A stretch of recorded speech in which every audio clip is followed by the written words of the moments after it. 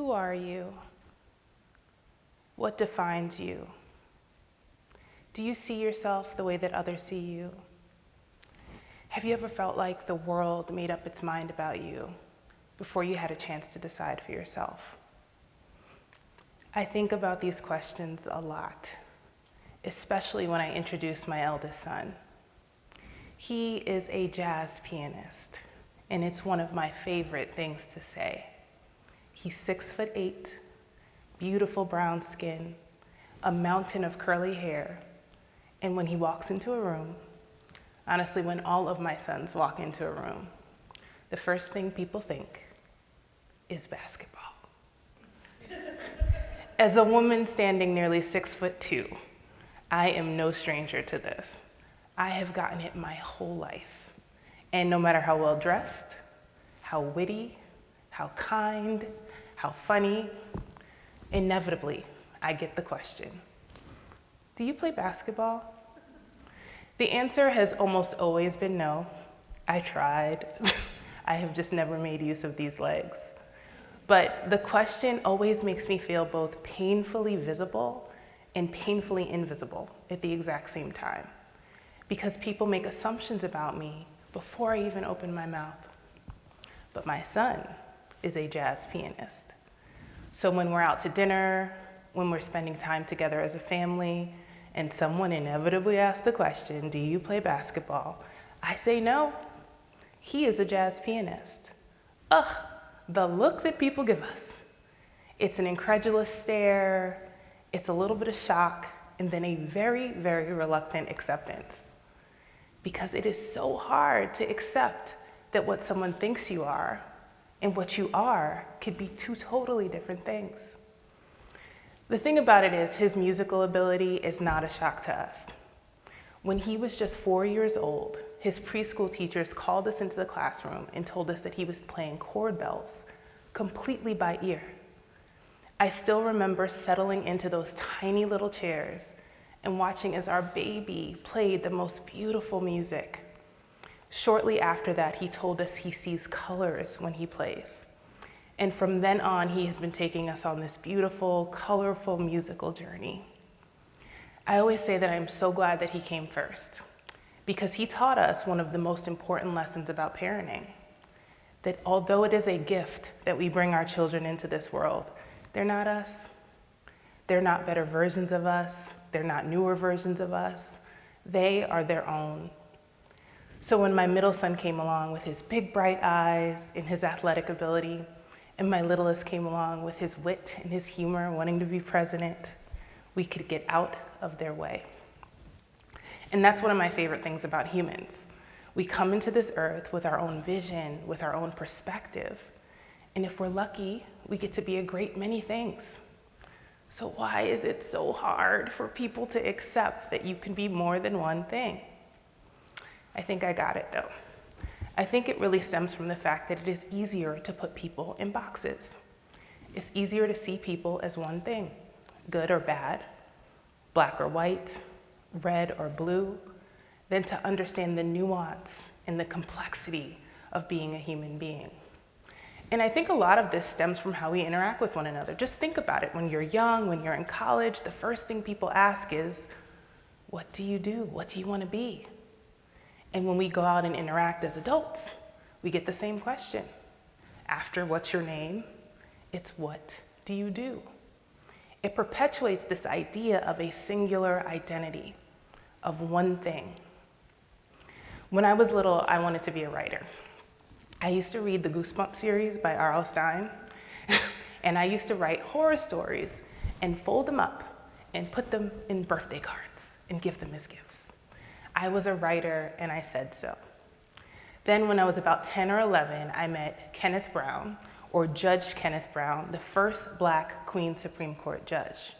And he lived a life. It was of impact and perseverance and resilience, and I thought, I want to do that too. So I said I wanted to be a lawyer, quietly at first, and then out loud. And the grown-ups went nuts. Because it's fancy. You say you want to be a lawyer, you make the money, you have the title, and in my case, the stakes were exceptionally high.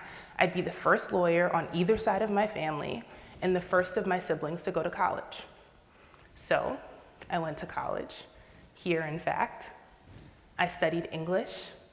I took every possible creative writing class I could, and then I went to law school. The thing about it was, not all was lost. I met my wonderful husband in law school.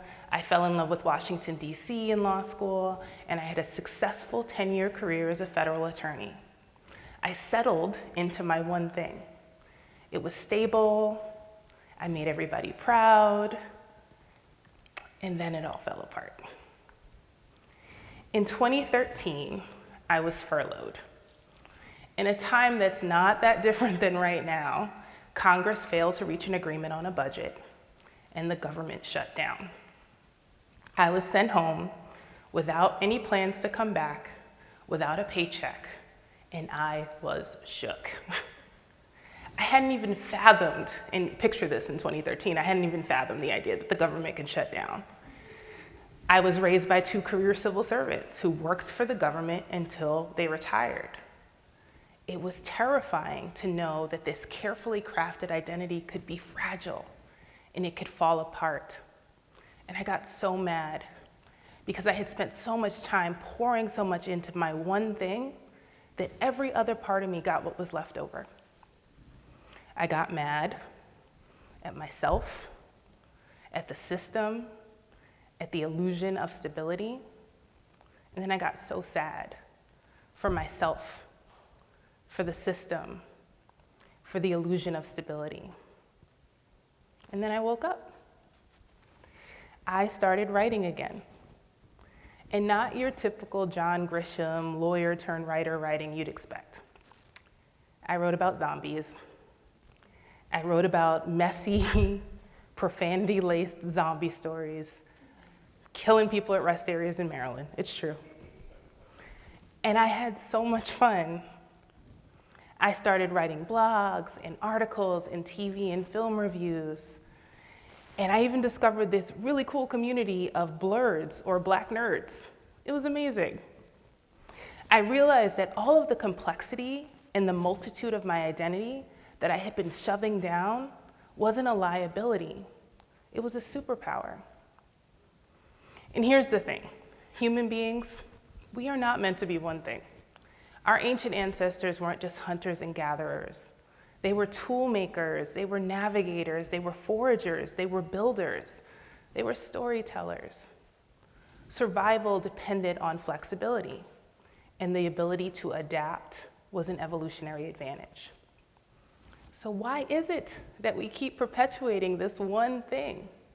Why is it that we tell folks that success is linear and that any deviation is a failure? To stick to one lane and ignore the intersections. You pick the path, you go down it, you don't look right, you don't look left, and then in the end, there is a pot of gold. Except when there's not.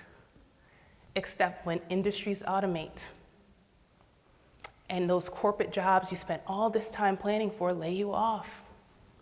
Or when government agencies shut down. Then we are all dressed up for the party, and there's nowhere to go. When I left law after 10 years of practice, my path was blurry. People listened, and they judged. But for the first time, I wasn't chasing a title. I wasn't chasing someone else's definition of success. I wasn't trying to be palatable or digestible or be seen by people who could never really see me. Here's the thing, no one else gets to define success. That belongs to you. Your joy, your survival, and your evolution depend on your ability to grow and to lean into your autonomy. We were never one thing. We are never one thing. So, next time someone tries to hand you a basketball, you be your colors instead. Thank you.